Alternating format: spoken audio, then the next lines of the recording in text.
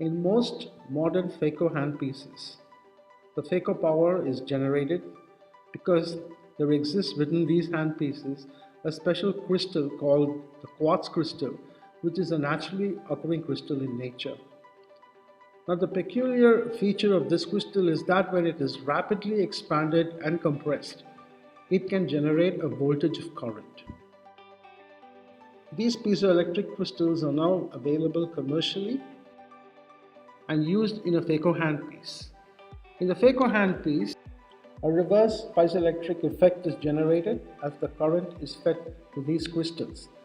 The crystals will vibrate at ultrasonic frequency. This frequency is transmitted to a hard titanium tip. Ultrasound. This is probably the reason why many of us refer to it as ultrasonic phaco and ultrasonic energy.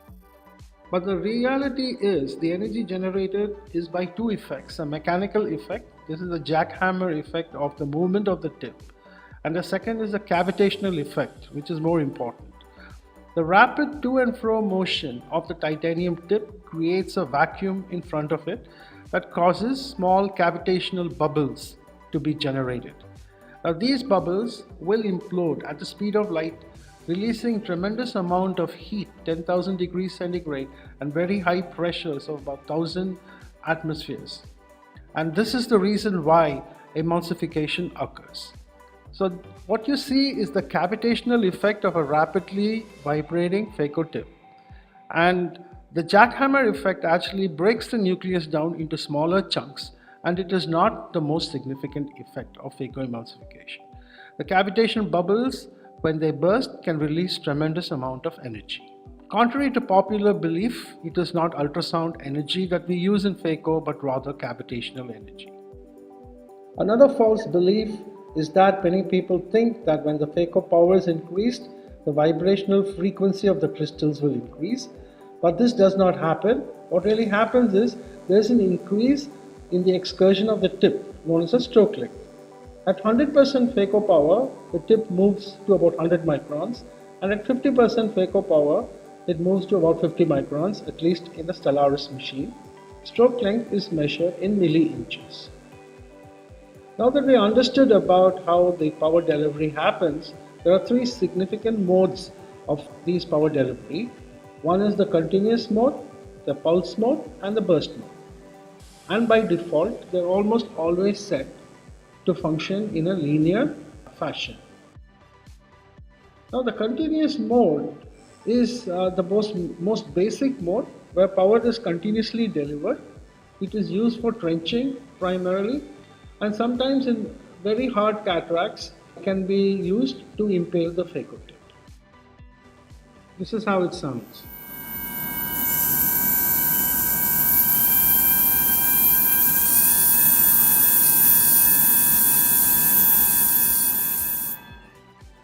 To understand intermittent phaco delivery modes like the pulse mode, the burst mode, or the micropulse mode, we need to understand the duty cycle.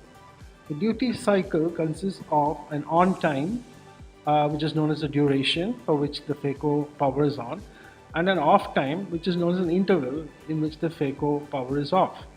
A combination of the on and off time forms one cycle. The percentage of on time to the entire cycle is known as the duty cycle. A 30% duty cycle means that for 1 second the total on time is 300 milliseconds and the total off time is 700 milliseconds. Now this can be delivered as a single pulse or multiple pulses. A standard pulse mode will always have a duty cycle of 50%, and the number of pulses can vary from 1 to 20. In a micropulse mode, the duty cycle can actually vary from 10% to 90%, and the number of pulses can vary from 1 to 120 pulses per second. A longer off time will help not only in reducing the net phaco power, but will also help to increase the holding ability of the phaco tip. If the on time is 6 milliseconds and the off time is 12 milliseconds, how will you calculate duty cycle? So on time is 6 milliseconds, The cycle time is 6 plus 12 milliseconds or 18 milliseconds, hence the duty cycle is 6 by 18 or 33%. A low duty cycle will therefore have lesser cutting power but much better holding power and is generally useful for soft cataracts, while a high duty cycle will have more efficient cutting and is used for hard cataracts. Now, apart from the duty cycle, the number of pulse per second will also determine the holding power. A high pulse per second will have a poorer hold than a low pulse per second setting. Hence, we need to balance the duty cycle and the pulse per second settings. When you set the duty cycle high, you generally go for a lower pulse per second. This is done in hard cataracts, and when you set the duty cycle low, then you usually combine it with a high pulse per second, which is much more efficient in softer cataracts.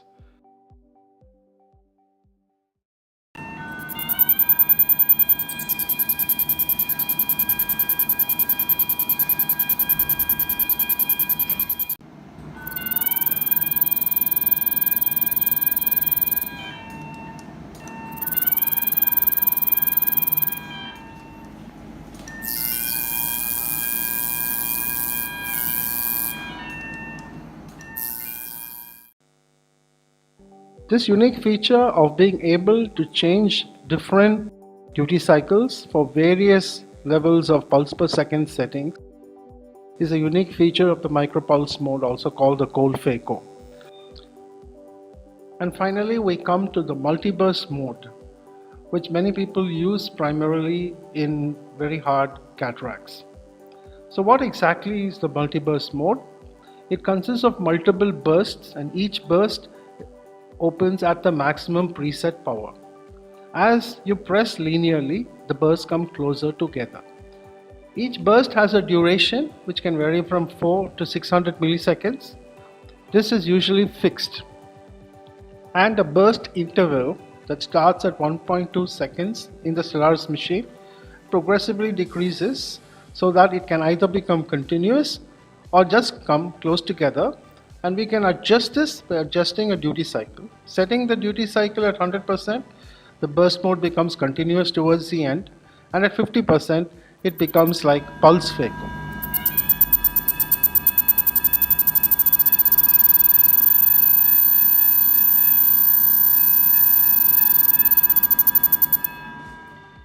In a hard cataract, I usually use burst mode with the duration set at 80 milliseconds and the duty cycle set at 90%. This helps me to impale the hard nucleus and to initiate the crack. Because the burst mode gives much better control with foot pedal movement, there is a trend among surgeons to use it even in softer cataracts like grade 2 to grade 3, having set a low burst duration and low power. The multiburst and the micropulse modes help to not only conserve Phaco energy, but also enhance the holding power of the Phaco tip. Both come with the possibility of applying various modifications to them in their settings. What I've done is just show you the way, and now it's up to you to try out the various settings and choose the path you want to walk.